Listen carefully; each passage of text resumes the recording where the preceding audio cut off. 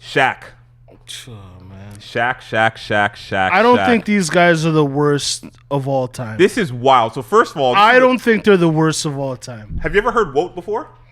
No. I've never heard that term until this interview. No, this is rude. This is the worst of all time is mad disrespectful. And of course, Gilbert Arenas had to be part of that. Absolutely. So if you guys don't know, Shaq did an interview with his son, Sharif, and obviously Sharif had, the keys to ask his dad whatever he wants. Of course. And he went in, and the main thing that stands out about the interview, and I'm pretty sure, obviously, we're clipping up a 5-minute portion of an hour video, so, we're not going to be too hard on it, but what stood out is he said, he was asked who's the worst players of all time, and Shaq went with Rudy Gobert and Ben Simmons. Now, we need to all aspire to be like Shaq. No, but the reason why he's saying that is because he feels after they got the big money, they didn't prove themselves, which I can appreciate Shaq. But they're not the worst of all time. Shaq is... We saw Rafael Arujo on our team. Like, the Raptors drafted some of the most garbage players of all time. Yeah. No, listen. We have a list, right? We saw Darko. Yeah. The thing about Shaq is Shaq has been a household name for 30 years. Shaq can literally say whatever he wants, and he can go on any platform and say whatever he wants whenever he wants. Like, this is top tier elitism if you've ever seen it before. Facts. He just doesn't like these guys. Like, Shaq is definitely the main character of this game that we're playing. Like, he's definitely one of those guys. And it's interesting because Shaq, watching his greatness, like, we've all watched Shaq growing up if you've watched basketball for quite a long time. And we respect Shaq, in regards to the way that he respected the game of basketball, how we transitioned to movies, music, and, TV with, Inside the NBA and everything else, all the commercials and all of that. So what really is interesting about me is that how he continues to shit on the sorority that's the NBA. And a lot of people... Fraternity of the NBA. Pause. And a lot of people... Yeah, fraternity, my bad. But in that being said, like, a lot of people think it's just centers. Shaq's just on everybody, which is so weird because he's one of the... I've seen him go at Spider Mitchell. Yeah, so it doesn't even make sense to me that... He wants players to be as dominant as he is, but he's not realizing they didn't have the physical attributes that he does. Some people are not as talented, and I bring it back to the 50s saying, I wasn't as talented, so I had to work hard. Yeah. Well, hard work beats talent when talent doesn't work hard enough. Right? Jada Kiss. So that's that.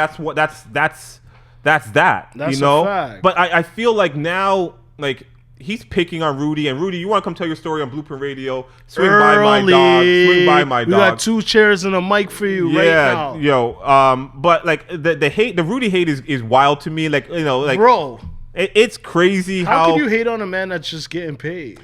It's not like he doesn't do what he's supposed to do. Here's the thing. I don't mind the Ben Simmons take, even though I don't agree with the Ben Simmons take. I would never. Right? But the Rudy take it's wild to me.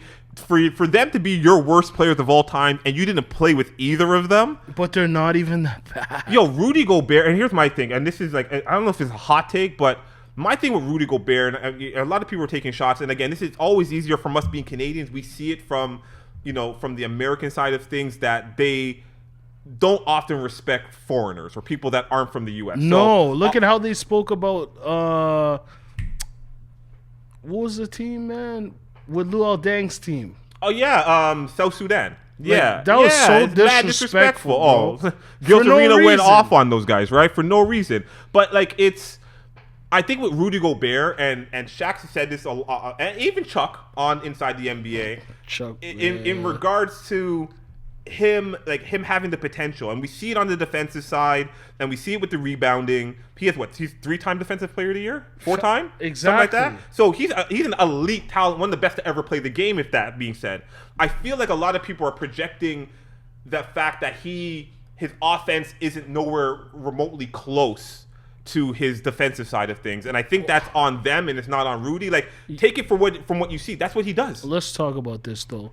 Sometimes how teams are constructed, and how coaches coach, they don't let you get off like how you would get off. You don't get to shine the way you would want to shine.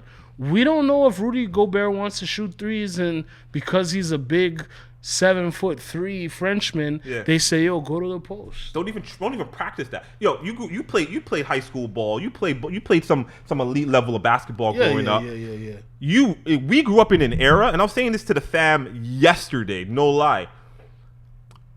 I got benched for taking a three. And I hit the three too.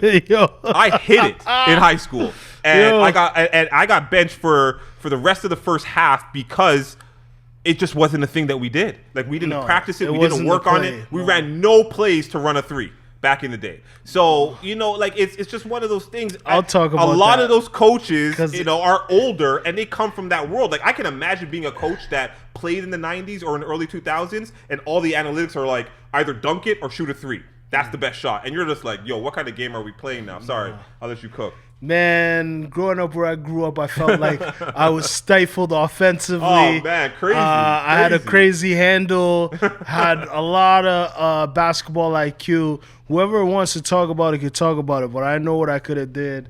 And talk to them.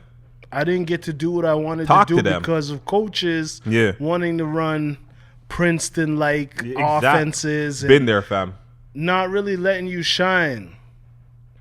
I remember a coach not putting me on the right team and then making me practice with his team for the rest of the year. Yeah. I should have been playing senior, and then he made me practice with the seniors because the guards weren't saying nothing. Nothing, right?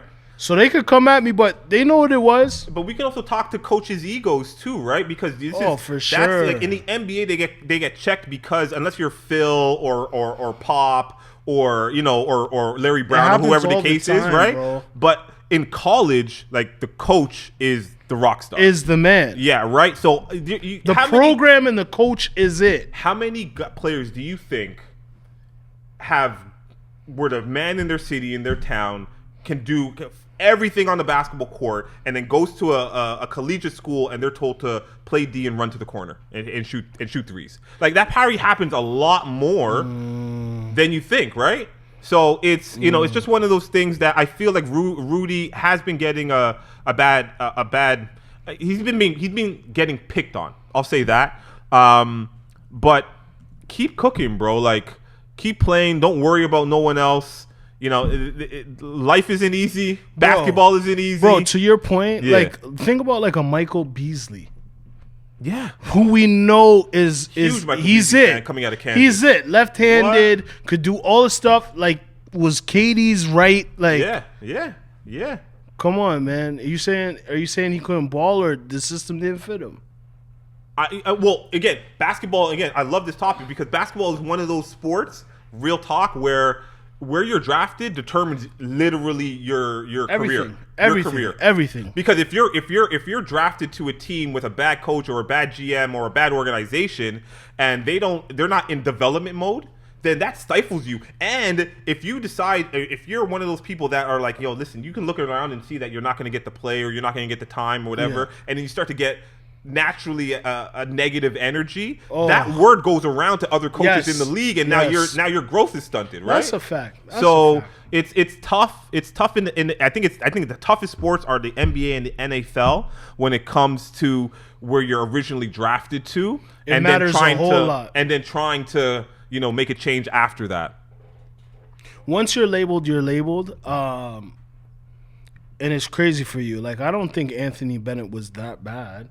I just think he just was in the wrong situation. Bro, he shouldn't have been the number one pick. Shouldn't have been the number. It was a bad year. And in any other year, he goes maybe 10, maybe late lottery. Yeah, maybe late lottery. Bro. So, but like, once that expectation is placed on you, Kwame Brown, it's tough. It's done. It's tough. You have a year to prove it. Like, and they don't even really give you a year. You just got 10 games. But here's the thing, though. Like, how do you go from being the number one pick of all to all of a sudden 2 years down the road? Now you're dirt. You don't even know how to. You can't even do a left-handed layup. So everyone's wrong. Everybody was wrong on draft night. Like, stop it. Anyways, all right, man. Canadian legend. Yeah. Speaking about TV money, because again, this is we're moving the direction we're trying to move to, so we're manifesting it. TV money, baby. Big shout out to Kitchener.